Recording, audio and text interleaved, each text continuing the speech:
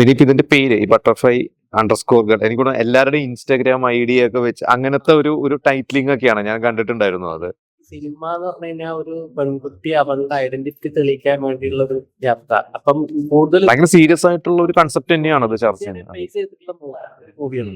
അപ്പൊ ഇങ്ങനത്തെ കുറെ ആൾക്കാരുണ്ടല്ലോ, അവരെ കൂടുതലും അവർ സോഷ്യൽ മീഡിയയിലൂടെ ആണല്ലോ അവര് എന്താ പറയാ ഈ ഓരോ വീഡിയോസ് അപ്പൊ അങ്ങനെ വരുന്ന ഒരു പെൺകുട്ടിയുടെ കഥയാണ്. പിന്നെ അവളുടെ കൂടെ നിൽക്കുന്ന അത് പിന്നീട് കുറെ പ്രശ്നങ്ങളിലേക്ക് പോകുന്നതുണ്ട്. അപ്പൊ അവളുടെ ഒരു ഇതിലൂടെയാണ്, ലൈഫിലൂടെയാണ് ആ സിനിമ പോകുന്നത്. ഈ ഒരുപാട് ഫെസ്റ്റിവൽസിൽ പോയിട്ടുണ്ട്, കുറെ അവാർഡ്സ് കിട്ടിയിട്ടുണ്ട് അല്ലെ? അവാർഡ്സ് എനിക്കൊന്ന് മികച്ച സിനിമയും സംവിധായകനും നടിക്കും ഒക്കെ എല്ലാവർക്കും ഒരുപാട് എഡിറ്റർക്ക് അവാർഡ് കിട്ടിയിട്ടുണ്ട്. അപ്പൊ പോയിരുന്നു നിങ്ങൾ ഇതില് ഈ സിനിമ നിങ്ങൾ അന്ന് നിങ്ങൾ ഷൂട്ട് ചെയ്ത ശേഷം അതിനുശേഷം നിങ്ങൾ കണ്ടിട്ടുണ്ടോ? ഞാൻ ഈ ഫെസ്റ്റിവൽസിലൊക്കെ നിങ്ങൾ പോയിട്ടുണ്ടായിരുന്നു? ഞാൻ 3-4 ഫെസ്റ്റിവൽസ് മുംബൈയിൽ ഞാൻ പോയിട്ടുണ്ട്. മുംബൈയിൽ പോയിട്ടുണ്ട്. അതിൽ പോയിട്ടുണ്ടായിരുന്നു. അതിനൂടെ 2023 എന്തോ ആയിരുന്നു തോന്നുന്നു ആദ്യമായിട്ട് ഒരു അവാർഡ് കിട്ടുന്ന എനിക്ക് ഓർമ്മയുണ്ട്. എങ്ങനെയായിരുന്നു അന്ന് അവിടെ കാണുന്ന ഓഡിയൻസ്? കാരണം അത് നമ്മുടെ ഇവിടുത്തെ ഓഡിയൻസ് അല്ല, നിങ്ങൾ സുഹൃത്തുക്കൾക്ക് അപ്പുറത്തോട്ട് ആളുകൾ ഉണ്ടാവും. അവിടെ ഇന്ത്യയിൽ നമ്മളൊക്കെ കുട്ടിക്കാലം മുതൽ കാണുന്ന വലിയൊരു അഖിലേന്ത്യാ പുസ്തകമില്ലേ, ലഗാനിലൊക്കെ അവരൊക്കെ ഉണ്ടായിരുന്നു. അവരൊക്കെ നമ്മുടെ പടം നമ്മുടെ കൂടെ ഇരുന്ന് കണ്ടു, പടം കഴിഞ്ഞു പറഞ്ഞു വളരെ നന്നായിട്ടുണ്ട്.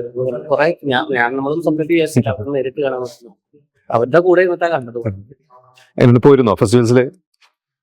കേരളത്തിലാണ്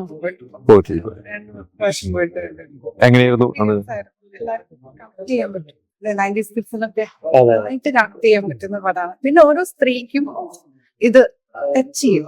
എന്തായാലും നമുക്കത് ആ ഒരു ജേണിയിലൂടെ കടന്നു പോകണം.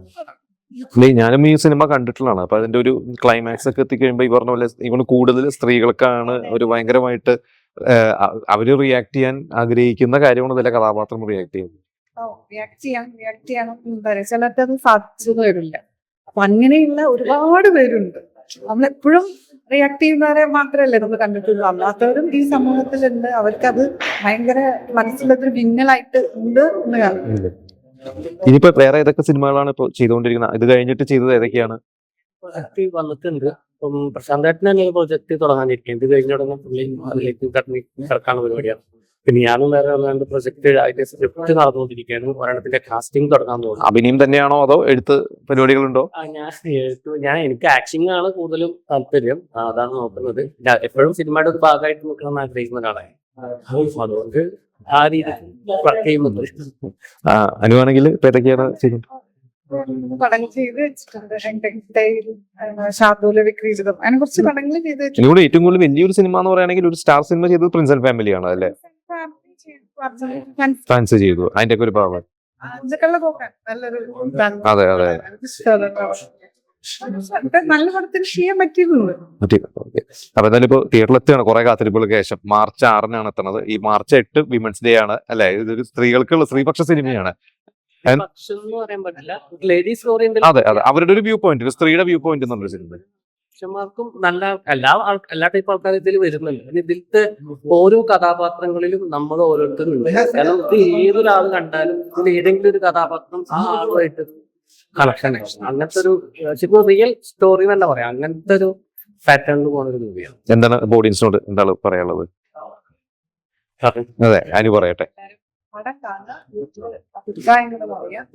ഓരോരുത്തർക്കും ഓരോ രീതിയിലാണ് സിനിമ എടുക്കുന്നത്, നമ്മൾ ഉൾക്കൊള്ളുന്നത്. ഇങ്ങനെ ഒരു സിനിമ, ഒരു കൂട്ടായ്മയുടെ സിനിമ, സിനിമ എല്ലാവരുടെയും സഹകരണം ഉണ്ടായിരിക്കണം. സിനിമ കാണാം, അതാണ് ഏറ്റവും താങ്ക് യു. അപ്പൊ എന്തായാലും ഇത്ര കാലം നിങ്ങളുടെ ഇടയിൽ മാത്രം ഇരുന്നിരുന്ന സിനിമ ഇപ്പൊ ജനങ്ങളിലേക്ക് എത്തുകയാണ് അല്ലെ? ഇത് ഫെസ്റ്റിവൽസിൽ മാത്രമല്ല, ഒരു ശരിക്കുള്ള ഓഡിയൻസിലേക്ക് ഇറങ്ങുകയാണ്. മാർച്ച് 6 എല്ലാവരും. Okay, all the best.